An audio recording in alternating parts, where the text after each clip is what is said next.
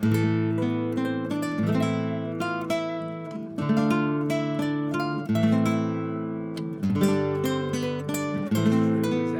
whenever we've had long layoffs in the past, and we've been doing this now for 6 years or so, it's going to be 7 soon. I guess that's a good reaction. And what was our first episode? What's Dragon Age 4 going to be like? Shit has changed, Caitie. Let me tell you, shit has changed for both of us. Yes. But one of the things that I found is, at least I don't know about you, but I sort of remember how to do this, especially when we've had long layoffs.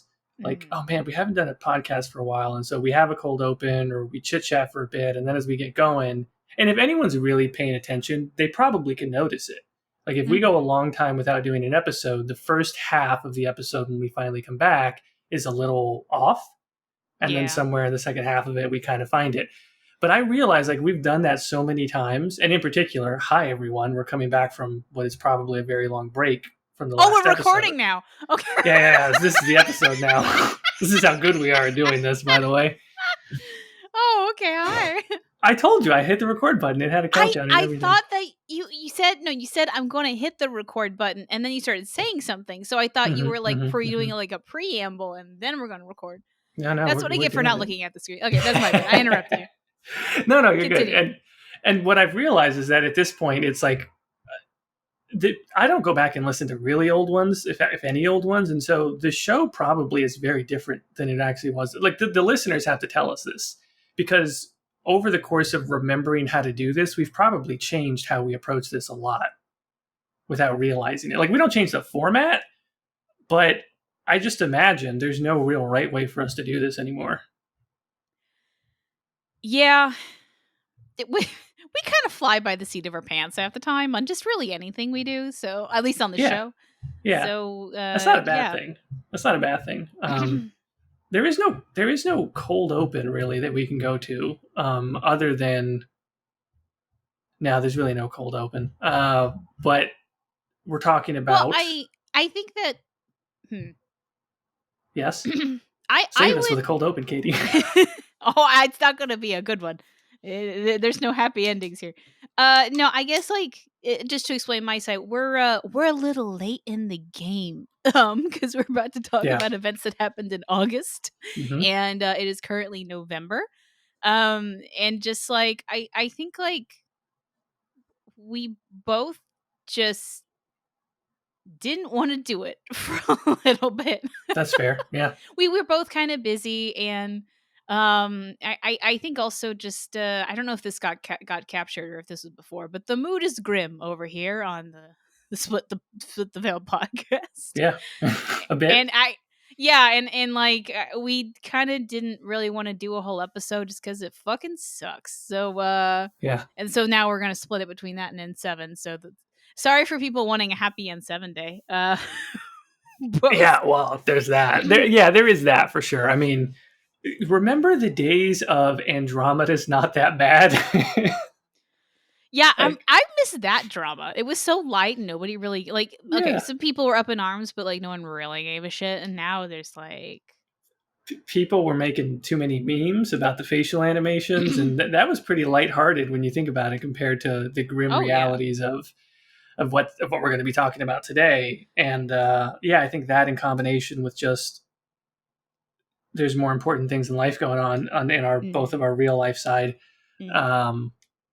It's like, man, this is not going to be a happy episode, but it's not a happy topic. I mean, the reality of it is it's a miserable topic, but it is. Would you say this is kind of the biggest event that has happened to BioWare Studio since we've been doing this? Yeah, probably actually. Yeah. I for people not in the know, because we're kind of beating around the bush. In August 23rd, 50 people got laid off of BioWare, and now 50 people out of how many? I think the total is like 250 or something like that was before this, or maybe it was after. But it's not it's a ballpark 200 to 300 people. 50 got laid off, which apparently is also the maximum that is allowed by law in Canada Wow. to like do just unscripted. Like if there's more than that, you actually have to give them a forewarning. And it Yeah. also does not include the fact that they did not renew their keywords, which is their QA hire-ons that they do. They're like on contract. I don't know how to explain it because I don't work in the industry, but like they hired out to do QA from a company Hmm. called Keywords, and there was a group of I think like 15 to 16 people. So really, the people that got laid off is more around like 65, technically. Yeah. Sorry, I'm also fighting a cold, so sorry for all the gross noises. I'm doing my best. People will forgive you. Yeah. So, and kind of, I'm just gonna go off and explaining this. Jordan, Yeah. interrupt me if you want to say something. No, But please, by all means. so, just to lay down the facts of what happened, 50 people got laid off. A lot of the people that got laid off were laid off because they were expensive. So that means a lot of like higher ups, like Mary Kirby is gone now. Who is Yeah. Mary Kirby? She wrote Varric. She's been here since the beginning. She's done like so much Dragon Age. She's been on the Dragon Age team for like ages. Lucas Chris Jansen, who at least I have heard in jokes in BioWare had been there so long that they thought the BioWare would crumble around him. He's gone now. He's also worked for Dragon Age. He's written for Sarah, my beloved Aveline. He's if Yeah. you've been playing Baldur's Gate 3, he's the original writer of Minx. Is Baldur's. that the character? Yeah, he was a BG1 and I believe BG2 writer, which is crazy. He's gone now, which I hope he gets picked up by Larian just because they're doing Baldur's Oh, Gate I'd now. never thought of that. That would be phenomenal. And like so there's a if you've been on Twitter, there's a guy called John Renish, and he's I forget what he's like a technical director, I think. Yeah. He's been there for a while, and like just so many people that like if you're just kind of like on the outside looking in, like we are, like there's a lot of people that we know of by name because they've been active in the community, they've been there for a long time, and now they're gone. And there's a bunch more people that we don't know the names of who are gone as well, and it's all just because they were expensive. And just like not even talking about just letting people go like that, but just um that's also just not a good sign in general. Yeah, no, it really isn't. For like how the company's doing. I have heard that for the most part this is BioWare trying to make it to Dreadwolf release. I don't know how true that is, but from my perspective and people I talk to, this is like, okay, we need to get this game out. It needs to be good. We need to we need to let people go. We need to save some money, and this is their choice, I suppose. Now from this around, I think it was. Let me pull up the post. It's 7. Uh. Okay, I can't find the number very quickly, but 7 to 8 people. I think the original number was like 15, but they decided to cut back because some people needed to take the severance. But Hmm. there was about some people, which the only one that has been officially named a part of this suit is Mary Kirby. Apparently, she's leading it. Um, Hmm. in her contract, she's supposed to get it, and these other people are supposed to get like I don't know the number very well, but a certain amount of money for every year that they've served in BioWare, which for a lot of them, because they've been there a long time, is quite a lot of money. And BioWare has not given that. I think they have like is it maybe a month of severance, and that's it, which is not supposed to be at all what it is. And so they're suing BioWare for that severance. I don't know how you feel, Jordan, but I hope they get it. Mary Kirby, may Yeah, other absolutely. faces. Yeah. We wish them all the best. Um, and like yeah, even the people that weren't like apparently some people want to be a part of the suit, but just like they have families, they need the money now. i Yeah. i hope they get everything they need and more, everyone who was laid off. And this kind of was the beginning of just like a huge layoff in the entire industry. Yes. I think it's been estimated that about 6,000 jobs is now gone from the games industry in total. Yeah. And like at first, like you hear the BioWare stuff, like, oh, that's awful. I hope these people find jobs. And now I can't imagine the terror because, like, these 50 people plus 6,000 others are now Yeah, trying to fight for an already limited number of jobs. If I worked in the games industry, I'd be scared fucking shitless, quite honest. I know not everyone in that 6,000, like, sometimes you have like community managers that doesn't have to necessarily go into games, they can pivot into sure. something else. But like, there's a bunch of people that want to work in games and they have their dream job and now it's gone, and just like my heart goes out to them. There's been a couple of people like I just follow on Twitter for like games news, and like they're gone from their respective companies. It's Yeah, which also games journalists are also like right. escapists just exploded. I don't know if you saw that. I actually didn't know. Yeah, escapists. They that's a kind of a different story. There a lot of people left because they weren't getting paid right or something. I don't know though. And that's a whole other issue. But like yeah, if you're into games, shit's going down. Yeah. I don't know. I've heard rumors that like everyone's, what do they call it? It was not the microtransaction, the live service bubble is popping, where like Mm, companies thought they'd make a huge amount of money from doing live service games, and that just never came true. So now they have to fire a bunch of people. right. I don't know if that's true. Uh, but yeah, just kind of in general, like BioWare, the C-suite of BioWare, however you want to describe it. And I should say, this isn't like EA, Daddy EA coming down and hurting poor baby BioWare. Like, no, they're C-suite and BioWare. They did it. It's them. We can't baby the company. There's a ton of people there that I love that are great, and I wish the best for them. But like, you know, at the end of the day, companies can't be your friends, and we can't protect them. You gotta keep them honest. I'm kind of rambling now. No, you're making sense. Excuse me. Just a lot of thoughts. It's just it's I gotta say a little bit of it is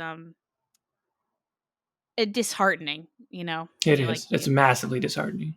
yeah, because like we love these properties of like Dragon Age, Mass Effect, and like all these others that had layoffs too. And like we a lot of us like regular people who don't work in the industry have like escape into these worlds, and I mean, there's always been shady stuff going on in the background, but just like it just being all at once just kind of makes you face the reality of like, oh, what goes into the process of making this, how many people got hurt when playing. And I know apparently Anthem was quite a lot for the devs at BioWare, so like, this isn't the first time, it won't be the last. Well, I hope it's the last, but it's not.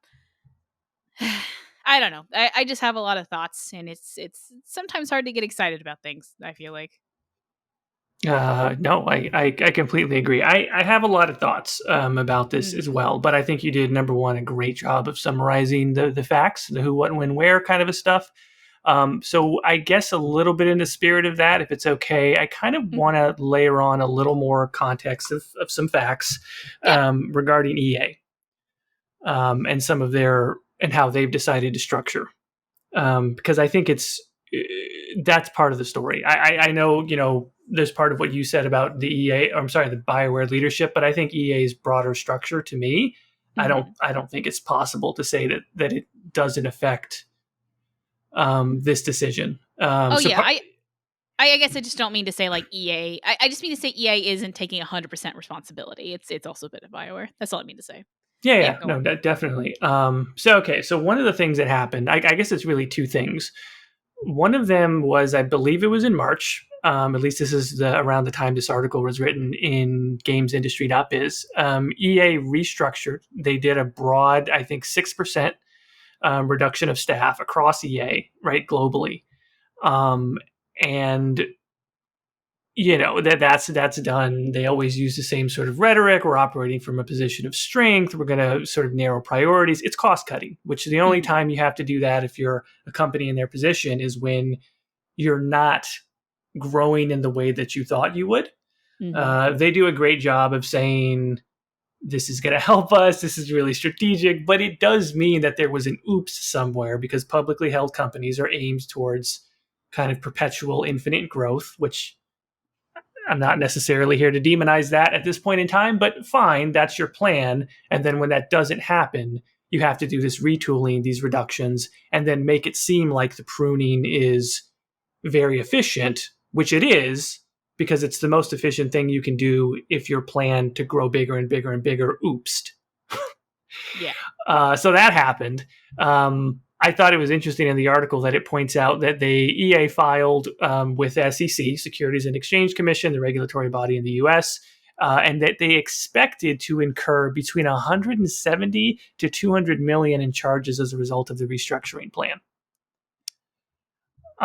which is quite a bit to have to incur that type of cost, right? Which means that's fine. That's not that things like that happen, but I just think it's sort of preposterous that companies always get to make it seem like when they oops, this was part of the plan. Things have not gone according to plan for EA. You mentioned live services bubble. You mentioned, I mean, their licenses, in my opinion, have not really done well. Maybe the Jedi series is the exception, but a lot of their licenses have not done well. Even their sports licenses, which are their major strength, you could make the argument that the quality of those games has only been going down for several years. I'm sure that the sales numbers are still strong, but if I could ask real quick, is there?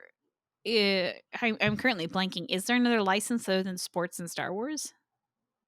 Well, I think that's mainly what I was. Okay, that's mainly what I was. Didn't know if there was one I remembered. But they have botched the Star Wars license royally, I think, in the opinions of most people. And I think they do have maybe a couple more that aren't quite as prominent. They probably do, but like the big two are Star Wars and sports. Yeah, that's right. And then in addition to that March action, I think it was June or July, they announced that the sort of the onus, I guess, behind the restructuring is that they're going to separate out into two organizations, which is basically EA Entertainment and EA Sports. That to me is a huge action. I think I've said at times before that I think EA they were already sort of like that. So much of their revenue is driven by sports. So much of it is driven by FIFA and Madden in particular. You could point to Apex, you could point to Battlefield and some other things that also generate plenty of revenue. Occasionally a single player game like those in the Jedi series might do well, but a huge portion of their portfolio really comes from sports titles, which are also live services. And stuff like BioWare, and even though Dragon Age and Mass Effect are huge to us, those are very, very small pieces of the pie in EA. Yeah. And so when I saw this, what I thought was basically,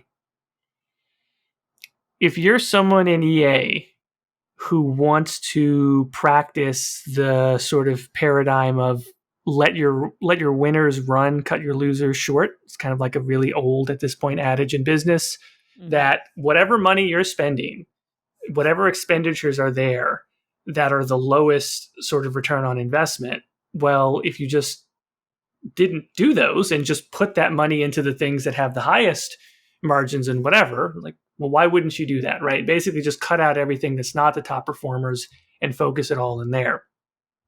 There's problems with that obviously doesn't just work as simply as it sounds.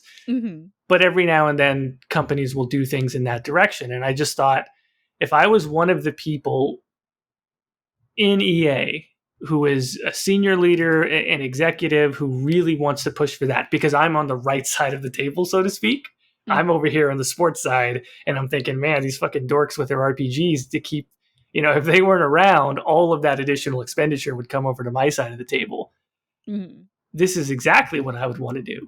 And one of the things that's really kind of the reason why it's a really good move, it's a check move at a bare minimum, if not a checkmate move, is that if people on the other side of the table are concerned about what might happen and object to this sort of restructuring, then the counter argument's actually rather easy, which is, well, what do you have to worry about if your content will hold its own?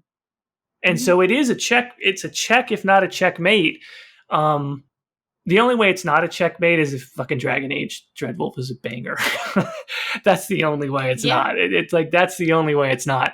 Otherwise, it's going to look like exactly what it is, which is that there's this really popular, broad appeal, live services, kind of like sexy sports property, cultural phenomenon stuff that drives all of the major profit motive at EA, and then there's this other stuff that is more niche that absolutely does not. There's middle ground. Like I said, there's Battlefield, there's Apex, there's Star Wars Jedi.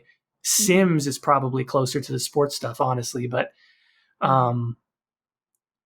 you know, but even Sims, like I don't have like, you know, a huge, you know, finger on the pulse of the Sims community, but from what I understand, the past couple patches have been pretty bad. oh really? So yeah, I not so much in like the like what's been in the patch, but like there's getting so many patches that like they're starting not to work with one another. And so things are getting kind of funky. That's what I hear. That is my understanding. I don't know if that's true, but I have seen some revolts on the big simmers. Who knows how big that is, but that's at least what I hear. Right. What else was a part of this? One of the execs who was counted as at EA, who was counted as being sort of in charge of BioWare, left, stepped down, changed, right? Samantha Ryan, is that the person? Something like that. Yeah, something was going. I think I was moving at this time, and this is going on, so I don't have a good memory. Yeah, there have been to me several moves that preceded these layoffs ultimately, that would lead me to believe, with pure speculation, I'm putting on my fucking Monday morning quarterback mode. Who knows? Maybe I'm totally wrong, but calling it from the far distance that I'm calling it from, the side of the table that BioWare is on has not exactly gotten heftier and weightier and more secure within EA. And then, like, the evidence of that, you can say, well, that's just speculation. How would you have known that? Well, if I said that before August 28th, or when this happened, and then it happened, one might say that that's evidence that, in fact, there's a lot less weight being carried by BioWare, a studio that at one point was considered the Larian of its time. Yeah. I mean, it literally did Baldur's Gate 1 and 2. Yeah, the preeminent RPG developer, the one that everyone was sort of chasing as far as story-driven content in games. Now, and I guess my worry is that, let's say, you know, Dragon Age come out and it's amazing. And we'll love it. It's great. That doesn't necessarily mean it makes the money it needs to impress EA. You know, it needs to make a shit ton of money. And will it make that? I don't know. It could be the best Dragon Age game there ever was. And just the mood isn't right. The market isn't right. People are looking for a Baldur's Gate 3 Part 2. And this obviously isn't going to be it. We already know, like, they're just two different, maybe even genres at this point. Yeah. It's an RPG, but they play completely differently from what we've heard. Excuse me. So, like, really, yeah, any of the Dragon Age has not played anything like a Larian game. You know, Dragon Age Origins is not the same as what Baldur's Gate is, and so I do worry that Baldur's Gate 3 is going to set a whatever set an expectation on RPGs that Dragon Age just can't deliver on, because it's just something completely different. And a lot, at least being okay. So I want to play Baldur's Gate. I just haven't been able to for like stupid reasons. So from my perspective, still just stuck in the Dragon Age fandom, it has been amazing how this fandom has held on to the little scraps we've been given for almost a decade, Jordan. Yeah.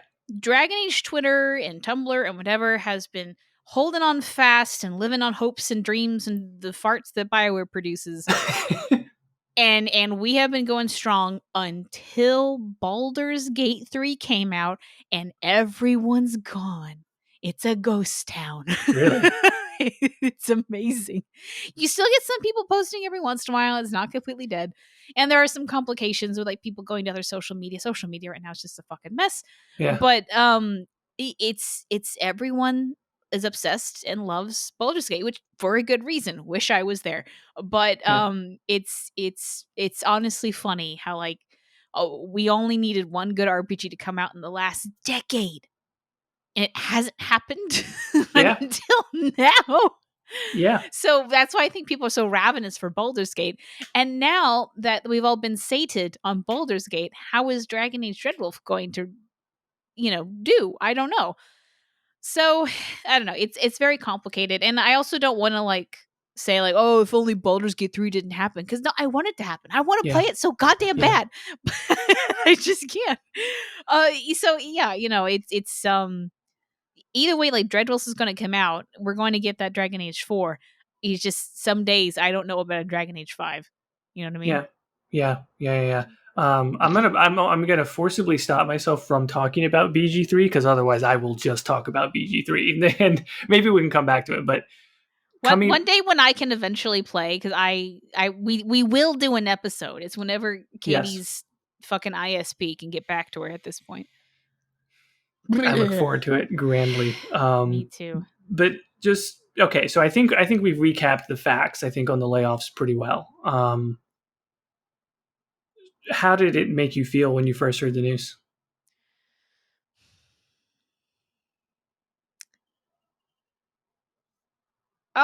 It's I'm trying to remember because August 23rd was a while ago. I think a lot of my feelings I are complicated, and one day I'll get into them. But I don't know if I want to go into it now. But I think overall it was just kind of a lot of it was weird. I don't know. I don't want to say something close to disappointment, but I think just sad for the people involved, because it just shit sucks right now in the world in general, and especially the economy. And to know that a lot of these people that have been working so hard, some of them I knew my name, most of them I didn't, on something that I was looking so forward to, and now they've just been thrown away. How my family's been affected in similar ways, that just it really stung. I had used this world as kind of escapism from kind of the problems that these people are now expecting, so it just kind of fucked with me a little bit. Yeah. And it just yeah, a lot of frustrations and anger, and it just it's honestly, in October there, it was every day you go online and there's some new giant layoff from some company. You're like, oh motherfucker. Right. Jesus Christ. Right. So and also in part because I have been really into Final Fantasy MMO, Final Fantasy 14 for a while now, that that's kind of where my head is at, that it's hard to get excited about Dragon Age again a little bit. I'm sure some a trailer will come out, hopefully, one day, and Mhm. I'll be right back in it. But for right now, it's kind of yeah, I don't know. Anyway, let's continue on with Shadowbringers. Wait, I with don't know. what? Hmm? Wait, with what? Shadowbringers. It's one of the expansions for Final Fantasy Oh, okay. 14. I got you. Yeah, I'm not yeah, in the know, unfortunately. yeah. Don't worry. People who know are oh, she's finally in Shadowbringers, and I'm very excited about it. Defeat the last Light Warden. Woo. Anyway. There's 10 people that are but Yeah. so yeah, what about you though? How did you where were you on August 23rd? I don't remember specifically, but if I remember at least generally, I found out late at night. I found out towards the end of the Mm-hmm. day. I think the first thing I did was email you about it. But if I recall, it was a day that I started working very early and finished working very late, and Mm-hmm. it was quite busy. And when I just finally looked, maybe it was on Twitter or something, and just saw it all, Mm-hmm. it was a weird mixture of anger and apathy. And I feel bad saying apathy because the anger part was really driven as much by sadness, as you say, because people's lives are very much being affected. Mm-hmm. Losing a job isn't, it's almost like that's not a good enough phrase. It's people's livelihood. It's Yeah. their career. It's the thing that they've built up into, and the steps. It really sucks, right? Because this happens everywhere. It happens in every industry. It's not just in Mm-hmm. the video game industry where the same people are targeted. And I'm just going to use that term, even though people won't like it. It just, if you're tenured, if you're exceptional, if you're good at your job, that means you earn higher degrees of compensation. And then when this sort of reduction is planned, those are the people that are looked at first. Yeah. And building a career is so goddamn hard because all of the steps up are like they're up across. It feels like they're booby trapped. They're illusions. You get knocked down, and like it just takes so long to like Frogger your way up a ladder, so to speak. Mm-hmm. Mm-hmm. And I'm not saying that these people won't. Their talents and their drive and their abilities are what got them this far. And most of the time, what happens is it gets them to the next place just fine because they're talented, and that's awesome. But to sort of have it cut out from under you like this is a real motherfucker of a thing. And so that's the part that's like the anger of like, Jesus Christ. And 50 out of the size that BioWare is, that's actually rather huge. You know, I think you said the number was like 250, 300. If you look at that other number that I said, 6% of EA as a whole, that's kind of more the scale that it tends to happen at. If a company or a unit goes into the double digits of the overall staff during these reductions, you just kind of go, oof, like, goddamn, that's a lot. Something like 20 or 25% is a ton. Yeah. So that just made me go, Jesus Christ. Apathy is not the right word. Maybe I shouldn't have said apathy, but I just mean like demoralized is probably a better word for it. Just like, goddamn. Somehow not entirely surprised, as bad as that might sound. Like I saw it and I just went, well, shit. Like, this fucking sucks. And then you start seeing the names of people and it was shocking. To see folks that have been there that long, that have been such a part of games that, you know, the franchise is almost kind of, well, they surpass the studio itself in a weird way. Like, Mass Effect in particular, Baldur's Gate. I mean, these are actually, I think, fair to say, like cultural iconography, you know? We've talked about many, many times the way that you can get reactions by wearing an N7 t-shirt out in public and those sort of things. And like, people behind that now not being there. Yeah. As a real kick in the balls. even as people are like, we're not affected by this. Like, in a weird way, it's like, we're just internet people who talk about this stuff and we really like it. But to your point, you interact with some of these devs from time to time, you a lot more than me, but you know, from time to time, interact with them, see them as people on Twitter, and then something like this happens and you just go, God damn, that's not right. Yeah. Yeah, and just like even interacting with their work, like of all of the oh, not everyone, but at least the past trailer we had, Varric was narrating it. That's Mary Kirby's baby. And who's to say, what if he's also narrating the next one? Or just prominently in the game, like it's been set up in the comics? Then what? That's just gonna be real weird, you know, like, oh, you know? I don't know. It's just kind of strange. And like I'm sure like at one point it'll come out which character Luke Christiansen wrote, and it's just going to be like, oh, okay. Yeah. It's just kind of weird because like here's the thing, at least from like our perspective, like a lot of times after games come out, you interview devs. Maybe we do it, maybe we don't. Can you ask an interview from a dev who's laid off? And then if you can, would they want to do that? And is that considered rude? Hey, do you know this thing that you worked on that they fired you because they were big? But like, do you want to talk about it? Like, a lot of these people have been working so hard. Dreadwolf has been in production for almost 10 years. You could have a 10-year career in game dev, and you can't talk a damn thing about it right now if you worked on the Dreadwolf team. Holy shit! You can like that 10 years. Yeah. That's a long career. Yeah. That you can't share anything of. Art, assets, all sorts of stuff. Nothing. Can't do it. Right. That's nuts. So yeah, I guess that's mostly my piece. It's just frustrating. The mood is grim. It is. That what you just illustrated there at the end about potentially 10 years of working on something, depending on your age, that is utterly devastating.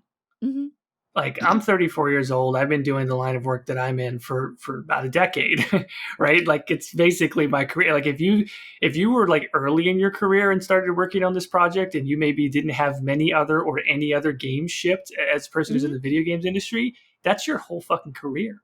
Yeah. That people our age with families, that's their whole career. You can't even God talk damn. about it. Yeah, Yeah. it's shit.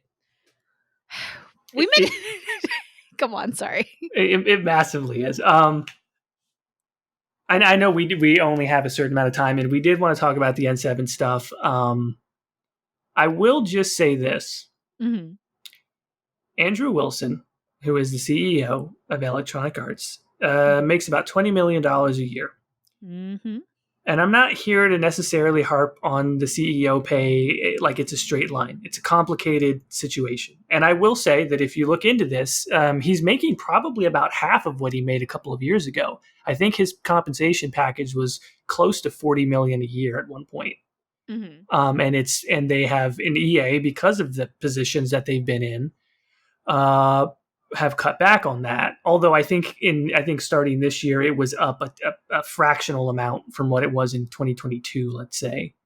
I understand there's a lot that goes into that, and I can't even say I'm as well versed on what EA's position overall has been. These past few years. Mm-hmm. Just a gut level reaction is maybe they should just cut it some more. I don't know. It's just a thought. I'm not exactly an expert, but again, it's like I say that flippantly, and there is some guy somewhere, some council of people somewhere who goes, no, actually, that's the right number for these reasons. But Jordan, I just don't think you're really considering the weight of your words when Papa Wilson needs a new boat.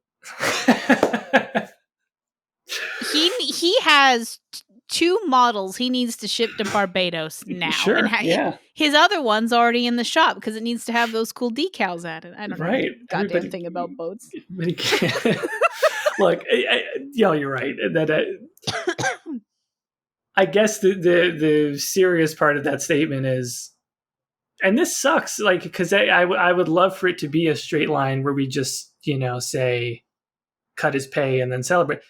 There is the unfortunate reality that perhaps EA does well, or EA I think has faltered a little bit here. That's why he's got the pay cut. That's why I believe their stock was not doing well for a certain portion of time, like a lot of companies over the past couple of years. But like, it sucks to have to admit that there is a reality where EA is actually doing quite well and just BioWare isn't. Yeah.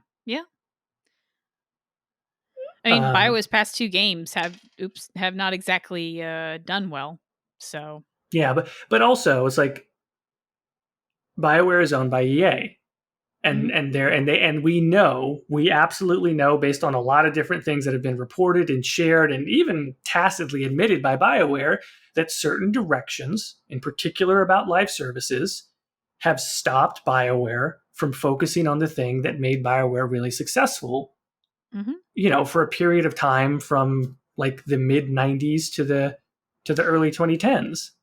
I do want to say this real quick. Maybe saying more than I should.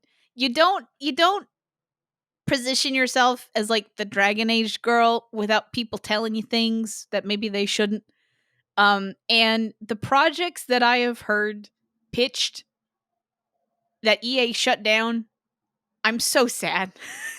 Oh man.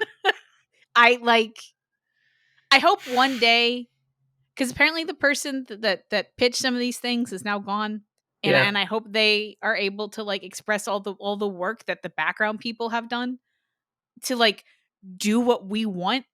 That EA is like, no, we don't want to do something small and dinky like that. Oh my God. Everyone would be in riots. Can I just say one thing about that? And just so everybody knows the behind the scenes thing. I have no idea what Caitie's talking about. If no, the only reason why I say that is because they were like, oh, they're best pals or whatever. If anyone tells Caitie something in confidence, she doesn't tell me. I don't ask her. So I'm just going to say this from my own heart and my own dreams. Okay, of what I wish. You said projects that were pitched. I have no idea what you mean by that, but my heart and my hopes and dreams, right? Mm-hmm. One time, a long time ago now, there was talk about a Dragon Age Tactics game. My heart. Do you know what's a lot like a Dragon Age Tactics game that's out right fucking now and is the talk of the video game industry, game of the year consensus across every fucking outlet that exists right now? Is that the same one that won like 7 awards last night? The Oh my disastrous God. golden joystick sword? Like, I know nothing. I know nothing about what Caitie's referencing, but if some shithead at EA said no to that, and now Baldur's Gate 3 is a thing, you know, Jesus Christ, man. Like, the shit that we maybe possibly could have had. That's all I'm going to say. Yeah. No, be sad. But everyone who likes Dragon Age and even Mass Effect, hold a little like sadness in your heart right now for what you don't know you could have had. Yeah. There's a hole in your heart, and I know what should be there, and believe me, it hurts. There's a lot of pain. Yeah. All right. Yeah. Anything else we want to say about the unfortunate reductions? No, frankly, I thought we going into this, we kind of like, oh, we'll only do like 5-10 minutes because we both don't really want to talk about it because it just kind of sucks. And here we are, like 40 minutes in. Oops. I mean, just the last thing. Obviously, we already said it, but Mm-hmm. best wishes to those folks. The incredible thing about shitty situations like this is that talented, hardworking people who got themselves to a certain space when rather unfair shit happens to them, guess what? Their talent and their perseverance wins again, and they normally end up okay. At least I hope that's what's going to happen for everyone who was affected. Yeah, no, I'm with you. I've my family, in particular, my husband has had some like difficulties trying to find some place. I think Michael's very talented, but like, just I don't want to get into this maybe It's tough necessarily, out there. but yeah, it's tough. It sucks, and it's just a lot of bad luck. And so you can be as talented as anybody, and sometimes just you'll get passed over for dumb fucking reasons. Yeah. So I really hope that to really everyone who lost their job, and like I hope you're doing okay because it's rough out there. Just well wishes, and For that's sure. yeah. So All right, so N7 Day happened as well. That's a thing. yeah, that happened. Now, okay, so between the two of us, I'm obviously the Dragon Age person. I look at N7 Day and go, "Oh, that's neat," and I move on. You are the Mass Effect guy, though. So, as the Mass Effect half of this podcast, what I want you to tell me how you're feeling about it. I've watched it like once, maybe twice. It wasn't a super exciting thing. What day was N7? We're recording this on Saturday, the 11th. It was a Tuesday. It was on the 7th, believe it or not. Yeah. No, I know. I meant like it was Tuesday. No, So know, it was yeah. Tuesday.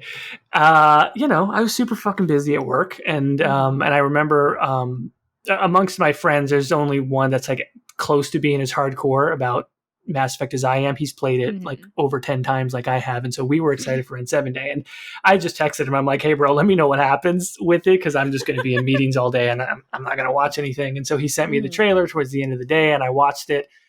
And I was like, there's a little flicker of something, deep down in my nostalgic heart that's like, yeah, that's interesting. Okay, cool.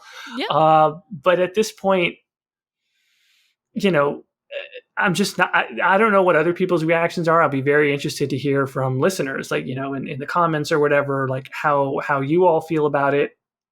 Because to me, it was underwhelming. And I'm not here to say that in a bad reason, or if other people are hyped, that's awesome. Like, tell me what it is that you have seen. And I know people are digging little Easter eggs and hints out of it. And maybe if I looked into more of that, I'd be more hyped. But as a person with a somewhat busy life who's just looking at this and going, okay, that's yet another teaser.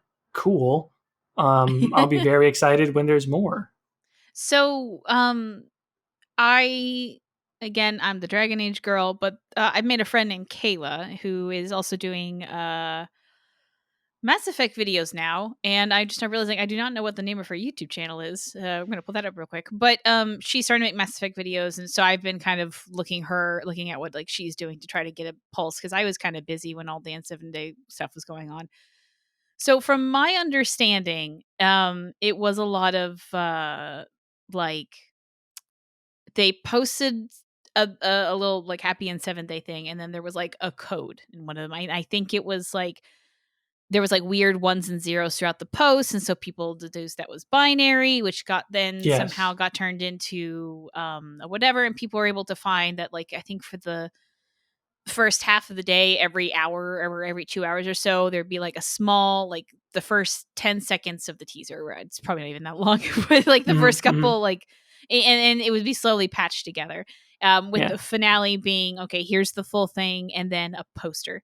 And from my understanding, the poster is actually much more exciting than the trailer, because Sure. in the poster and like the coat of this person, there's a bunch of aliens together, which does show a mix of like the Andromeda aliens and then like regular Mass Effect aliens, and maybe even some aliens that are in the lore but we haven't seen before. And that's my Yeah. understanding of like what it was. Yeah. It looks. I mean, I'm not going to say it is the same bar, but like, I get what you mean. It sort of suggests some things about what they've been suggesting, which is bringing the two together somehow. Yeah. So it's been a lot of that. Um Kayla, what the fuck is your YouTube channel? Kayla, come on. Kayla! Hear us as we're recording this, even though you're not here. Yeah, who the fuck are you? I did think it was very funny that PC Gamer tweeted a thing that said BioWare's latest vague Mass Effect teaser is now a $45 poster, which I thought was funny because that is a very accurate way. I normally PC Gamer is bullshit with a lot of the stuff that they tweet and stuff, but I thought that one was pretty good. And Mike Gamble actually responded to the tweet and said, "You can also download a high quality image from the website and print it yourself." Yeah. Which I thought that was very interesting that he took the time to respond. Obviously, the team, Mike Gamble is the creative director of the next Mass Effect game, longtime producer at BioWare. They're working very hard, and I'm sure they're very eager to show us the meat and potatoes and what they're really working on and what the story is going to be, and Mhm. hopefully what technology is going to be involved and all that different stuff. Yeah. But it's just not time for that yet. And so if it's not time for that yet, then it's not time for this Mass Effect guy to really get excited. I will wait. That's fair. It's Kayla Elizabeth on YouTube. Took a minute. Okay, so um yeah, I guess my again, I'm not like Mass Effect, but like, I like the design of it. It was neat, but I get kind of the same vibe as we got from the very first Dragon Age teaser we got, which was a mural and the idol. Now, that was big for us because like it had like the tambourine on it and that pretty picture, and then the idol was back in play, which is brand new to us. Mm-hmm. But I think like maybe just because I know more about it, and I also made like an hour video on that teaser, cough Yeah. cough. But I think we could tell more information from the Dragon Age stuff than the Mass Effect thing. Um, well, Mass Effect did also had that like Liara Yeah. trailer Yeah. already. Mass Effect gets so much love. Where's our AR game? Huh? Oh, Huh? that'd be nice. Yeah. Dragon Age has always been the red-headed stepchild, and it's just so sad. Anyway, but yeah, no, it's cool. It's fun. It's I'm glad people had their fun, but like I just don't know what to. It it it it, I feel like okay. So in previous like games from Andromeda and Anthem, when a game is close to being released, it's all hands on deck to release the game. I wouldn't be Mm-hmm. surprised if that's happening now, if not soon, for Dragon Age Dreadwolf. Yeah. So like I don't know how much progress is actually made on the next Mass Effect and like how much there is. Like I wouldn't be surprised if you go into BioWare and Mass Effect 5 is a bunch of paper and some concept art. Like if there's not actually any coding work. I mean, there's probably some prototypes, but like Yeah. like a core game isn't even like close to being built yet. Right. I don't know. So they might even be looking at it like, well, we got to see if, harkening back on our last conversation, we have to see how much of this is left after we get the payout from Dreadwolf. Sure. You Sure. know? And then also too, I mean, this has been stated plenty of times. I think Mark Dara has done decent. He either mentioned it or maybe did a whole breakdown on like they're very different franchises. They're very different games, like from a gameplay standpoint. And a lot of people think that it's like easy to move resources between them, but they're actually trying to do quite different things. And Mhm. I'd like to say that ideally, I'd like for them to continue to do drastically different things. Like from a technology Mhm. standpoint, I mean, a fantasy game requires very different things than a sci-fi game. Well, I mean, like I think they want to because I believe that this Mass Effect 5 they announced they're doing Unreal. I think I isn't believe they that right? have. That's right. Yeah, so like they can't even share tech anymore, from my understanding. That's great. I mean, I think BioWare has a lot of things that were thought of and dreamed of, and maybe even prototyped in its initial phases for Mass Effect 1 that they've never been able to do. I mean, it's a space game that doesn't really have proper space travel. Um, Mhm.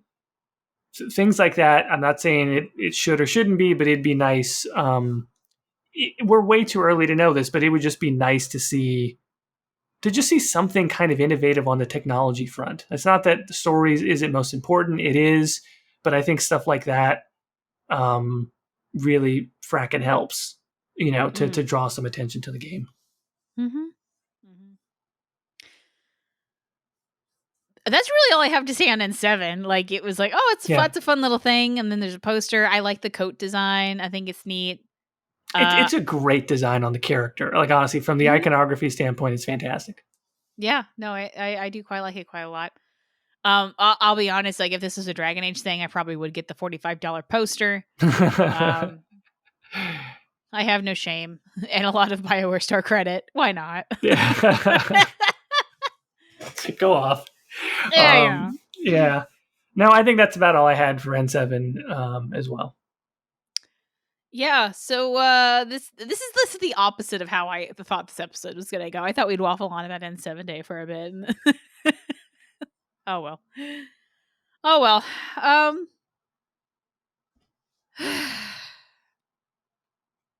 I just kind of like you know when you're at like a party or something like that, and it's like this big rambunctious party, and you get home at the end of the day, and you're just in your house and it's quiet, and you just have to take that moment to go, oh geez, that was a lot. Maybe I'm an introvert there, but I'm I feel like that's kind of me right now. Oh, that's interesting. I'm trying to think of a much sadder analogy, but even if I can, I don't know. I should. Oh, can I? Okay, I I want to ask something that might be disrespectful, but it's been on. I'll be honest. I've been thinking about what you would say when I ask this question since it happened, Okay. and so if this is just between us and it gets cut, that's fine. Jordan, I need you to go back to the 1920s. How's the Titanic doing right now? Oh, fucking hell.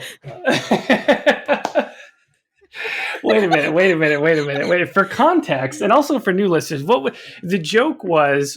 Why did we do it? It was back-to-back episodes. Uh-huh. Mark Yep. Dara and Casey Hudson left at the same time. And then I think it was the first big Dragon Age trailer. That's what Maybe. it was. The joke Yeah. that I made was that BioWare was in such a poor state that it was as if in the 1920s someone started a radio show that just was going to talk about the voyages of the Titanic, Uh-huh. and then it sinks on its maiden voyage, and then the following episode was, holy shit, they got that boat out of the water. Fucking hell. I don't know. Let me at least give it a shot for posterity. I can cut out Okay. my silence as I contemplate. Okay. What? Okay. All right. So if we were still trying to plug along with our little 1920s radio show about the voyages of BioWare, the Titanic, perhaps, in an unbelievable turn of events, the BioWare Titanic ship has sank. Amazingly, hope of the new Dragon Age game has managed to bring it out of the water. The valiant efforts of the employees and the workers who work on the ship have gotten it out from under the water. They have brought this ship back from the brink. And oh, what the hell is the parent company doing? The parent company is beating the shit out of all of the workers on the ship. The little hope that we had has been snuffed out by corporate greed bullshit. They are now they are re-sinking the boat on purpose, these sons of a bitches. Something like that, maybe. No, that was perfect. That was great. Oh God, I'm laughing, but it's sad. You know, like No, it is. oh, Sometimes the worst things in life can only be discussed through humor. I've heard it said. Yeah, I have a lot of family members in the medical profession, and like, holy shit, the jokes I've heard are so fucking dark. Yeah. So like this goes right along with where I grew up. But yeah, like it's fucked up imagery, but it's just true. Yeah. I'm sorry if that was too dark. That's just what No, I thought that's what it was. No, you're right. That's the thing. It's dark because it's correct. Yeah. Uh Anyway, there's Thank no you- better thank you way. for humoring. There's no better way to go out than that. So, Caitie, where can the folks find you? They can find me dead in the dirt. No. They can find me Ghildirthalen on YouTube and Twitter, which I'll be honest, I've been away from a bit, but I will come back by the end of this year. Yeah. I promise. I've also been recovering from multiple colds because children. Anyway, but where can they find you, Jordan? Nowhere. Literally at this point, I've pretty much given up on Twitter. I haven't posted a YouTube video in God knows how long. Everybody knows that. That's true. Actually, I had to like send you like a telegraph to get a hold of you. It's been like a month since we talked. Yeah, I'm here, and I still really like doing this show. It's a blast, and we do it infrequently, but I'm basically here. You can't really find me on social media. Fair warning. It's all the Exalted March or Exalted March. Twitter, Instagram, YouTube, all the places, but I don't look at any of it anymore, really. Yeah, there's kind of like we're not getting into the discussion. I'm just going to say that, yeah, social media is kind of dying right now. It's it. Anyway, which we will return to stream one day, but I don't have internet right now, so goodbye. The group chats are popping, people. Just have group chats with your friends. Just make big group chats. But we both have good group chats. It's just the people listening can't group chat with us. No, I know. But my message to the people is go out there and just group chat with your friends and get off social media. It's way better. I agree. Okay, that's our message for today. Delete your social media accounts. Bye. Bye. That's